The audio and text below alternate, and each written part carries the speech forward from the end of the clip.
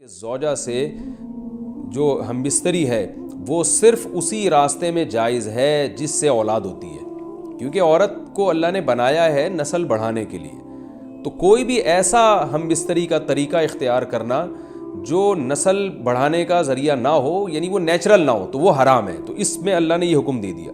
تو اس سے صاف یعنی حدیث سے بھی پتہ چلتا ہے اور تمام فقہاء کا اجماع بھی ہے اس آیت کی روشنی میں کہ مسئلہ تھوڑا حیا کے خلاف ہے، لیکن میرا خیال ہے بتانا ضروری ہے کہ پچھلے راستے سے عورت سے ہم بستری کرنا بالکل حرام ہے، ناجائز ہے.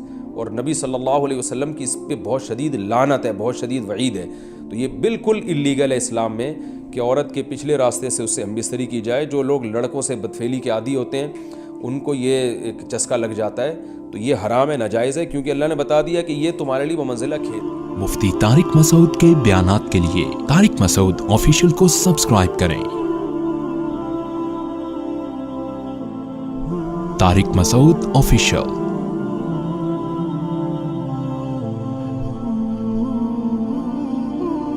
اللہ نے ارشاد فرمایا نساؤکم حرث لکم، تمہاری عورتیں تمہارے لیے بمنزلہ کھیت کے ہیں. حرث عربی میں کھیت کو کہتے ہیں. تو بمنزلہ کھیت کے ہیں. جیسے بیج ڈالا جاتا ہے کھیت میں اور اس سے پیداوار بڑھتی ہے، تو عورت کی جو ایک حیثیت ہے، نیچر نے جو اس کی ایک حیثیت متعین کی ہے، وہ بھی ایک نسل بڑھانے کا ذریعہ ہے، جس میں مرد کا جو اسپم ہے وہ بطور بیج کے ہے اور جو اولاد ہے وہ ایک پیداوار کی طرح ہے. تو اللہ نے یہ یاد رکھیں، اس آیت کو بہت سارے غیر مسلموں نے عورت کے خلاف بہت نیگیٹیوٹی پھیلائی ہے کہ دیکھو اسلام عورت کی توہین کرتا ہے، اس کو کھیتی سے تعبیر کرتا ہے. تو کچھ لفظ کسی اور زبان میں جب وہ جاتے ہیں تو وہ توہین کا معنی دیتے ہیں. عربی میں جو حرث کا معنی ہے یہ تعظیم کے لیے ہے، توہین کے لیے نہیں ہے. اردو میں جو کھیتی کا معنی ہے وہ توہین کے لیے استعمال ہوتا ہے.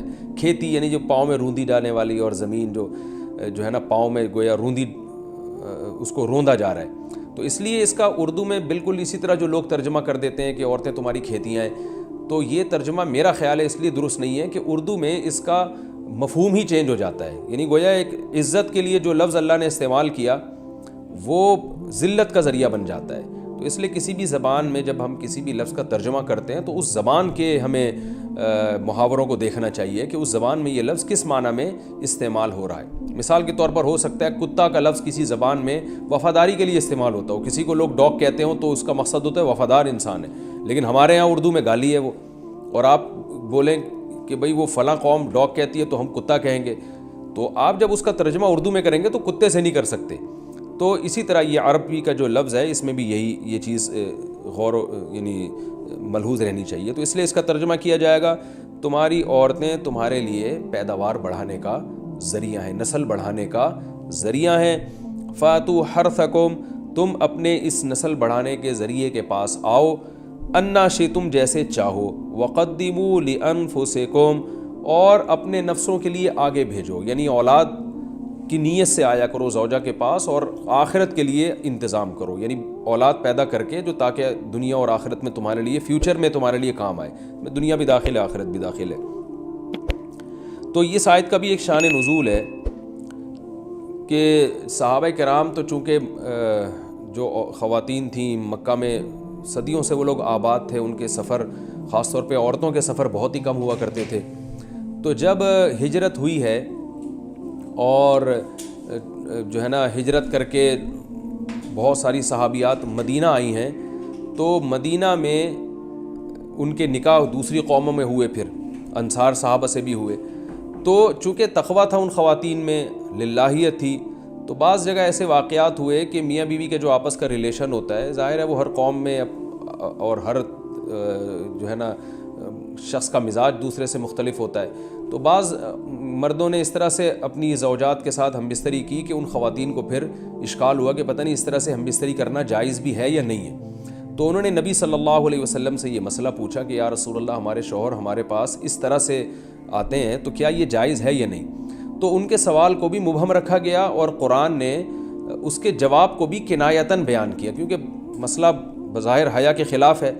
تو قرآن جب بھی کوئی ایسی بات ہوتی ہے تو اشارتاً کنایتاً اس کا تذکرہ کر دیتا ہے تاکہ مسئلہ بھی واضح ہو جائے، کیونکہ ظاہر ہے اس کی ضرورت تو قیامت تک آنے والے انسانوں کو پڑ سکتی ہے نا. یہ تو ہر میاں بیوی کا اپنا ایک ذاتی مسئلہ ہوتا ہے کہ ہمیں کس طرح سے پرمیشن ہے، کس طرح سے پرمیشن نہیں ہے. تو اللہ تعالیٰ نے بھی اشارتاً ہی اس حکم کو قرآن میں بیان کر دیا، اور قرآن میں اس لیے بیان کیا کہ تاکہ اس میں کوئی اجتہادی اختلاف کی گنجائش نہ رہے۔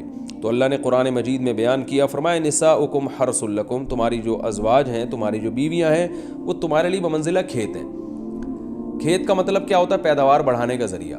تو اس میں سب سے پہلا مسئلہ تو قرآن نے یہ بیان کر دیا کہ زوجہ سے جو ہم بستری ہے وہ صرف اسی راستے میں جائز ہے جس سے اولاد ہوتی ہے، کیونکہ عورت کو اللہ نے بنایا ہے نسل بڑھانے کے لیے۔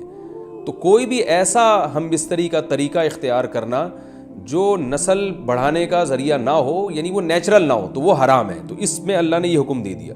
تو اس سے صاف یعنی حدیث سے بھی پتہ چلتا ہے، اور تمام فقہاء کا اجماع بھی ہے اس آیت کی روشنی میں کہ مسئلہ تھوڑا حیا کے خلاف ہے، لیکن میرا خیال ہے بتانا ضروری ہے کہ پچھلے راستے سے عورت سے ہم بستری کرنا بالکل حرام ہے، ناجائز ہے، اور نبی صلی اللہ علیہ وسلم کی اس پہ بہت شدید لعنت ہے، بہت شدید وعید ہے۔ تو یہ بالکل اللیگل ہے اسلام میں کہ عورت کے پچھلے راستے سے اس سے ہم بستری کی جائے۔ جو لوگ لڑکوں سے بدفعلی کے عادی ہوتے ہیں ان کو یہ ایک چسکا لگ جاتا ہے، تو یہ حرام ہے، ناجائز ہے، کیونکہ اللہ نے بتا دیا کہ یہ تمہارے لیے بمنزلہ کھیت کے ہیں۔ تو اس میں قرآن نے وہ جو سوال تھا نا اس کی طرف اشارتاً جواب دے دیا، اور آگے فرمایا فاتو حرثکم، تم اپنے کھیت کے پاس آؤ، یعنی پیداوار بڑھانے کا جو ذریعہ ہے اس جگہ کی طرف آؤ، انا شئتم، جیسے چاہو، یعنی باقی جس طرح سے تم چاہو زوجہ سے ہم بستری کر سکتے ہو، اس میں کوئی خاص طریقہ متعین نہیں ہے۔ میاں بیوی کا ایک دوسرے سے کوئی پردہ نہیں ہے، ہن لباس لکم وانتم لباس لہن، یہ دونوں ایک دوسرے کے لیے لباس ہیں۔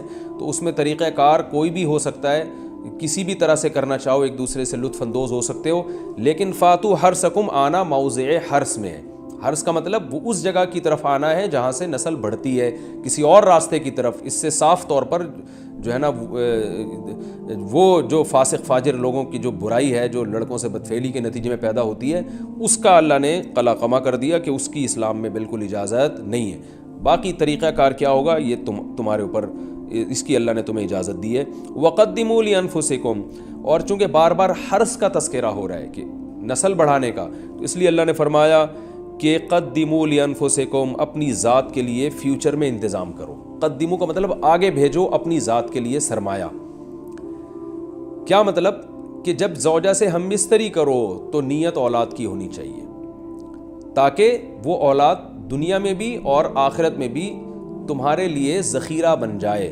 تو یہ نسل بڑھانے کی بہت زبردست ترغیب ہے اس آیت میں، اور اس آیت میں اللہ نے عورت کا کہ بہت ساری ذمہ داریوں میں سے ایک بڑی ذمہ داری کا بھی بیان بتا دیا کہ عورت کو اللہ نے بنایا ہے، جو مرد اور عورت کا جو فرق رکھا ہے نا، اس فرق کی بڑی وجہ یہی ہے کہ مرد کے اسپم کو اللہ نے بیج کے طور پہ پیدا کیا ہے، اور عورت کو اللہ نے زمین کے طور پہ۔ تو بیج اور زمین کے ملاپ کا بنیادی مقصد ہی نسل بڑھانا، پیداوار بڑھانا ہوتا ہے، نہ یہ کہ نسل روکنا۔ آج فیملی پلاننگ والوں نے اس آیت کی دھجیاں اڑا دی ہیں، اور جو پوری دنیا میں ایک بیہودہ قسم کی تحریک چل رہی ہے، یہ آیت بالکل اس کی نفی کر رہی ہے۔ اس لیے اللہ نے فرمایا اچھا، اللہ نے اس کا بھی جواب دے دیا کہ جو فیملی پلاننگ والے کہتے ہیں نا نسل بڑھنے سے تمہارا نقصان ہوگا، خرچے بڑھ جائیں گے، تو اللہ فرماتا ہے قدموا لانفسکم، تمہارا فیوچر بن جائے گا، سنور جائے گا، کیونکہ اولاد پہ اتنی انویسٹمنٹ نہیں ہوتی جتنا اس کا آؤٹ پٹ ہوتا ہے۔ ان پٹ کم ہے، آؤٹ پٹ زیادہ ہے، انویسٹمنٹ کم ہے، اس کے جو پروفٹ ہے وہ زیادہ ہے، دنیا میں بھی اور آخرت میں بھی۔ تو اللہ نے فرمایا اپنے نفس کے لیے، فیوچر کے لیے انتظام کرو، بڑھاپے کے لیے انتظام کرو۔ تمہارے بیٹے ہوں گے، بیٹیاں ہوں گی، پوتے ہوں گے، نواسے ہوں گے، بہویں ہوں گی، یہ دنیا کا مستقبل اور آخرت کا مستقبل کیا ہے۔ جو عبداللہ بن عمر رضی اللہ تعالیٰ عنہ نے جب نکاح کا ارادہ ترک کیا تو آپ کی جو ہمشیرہ تھی حضرت حفصہ، انہوں نے فرمایا کہ نکاح کرو، تمہارے اولاد ہوگی، دنیا سے جاؤ گے تو تمہارے لیے دعائیں مانگے گی، تو یہ آخرت کے لیے ذخیرہ ہے۔ تو اس لیے اللہ نے فرمایا کہ آخرت کے لیے ذخیرہ کرو، واتقوا اللہ، اور اللہ سے ڈرو، واعلموا انکم ملاقوہ، اور جان لو کہ تم نے ایک دن اللہ سے ملاقات کرنی ہے۔ تو جتنے حکام اللہ نے تمہیں اس آیت میں دیے ہیں ان تمام حکام کو تم نے فالو کرنا ہے۔ وبشر المومنین، اور ایمان والوں کو خوشخبری سنا دیں۔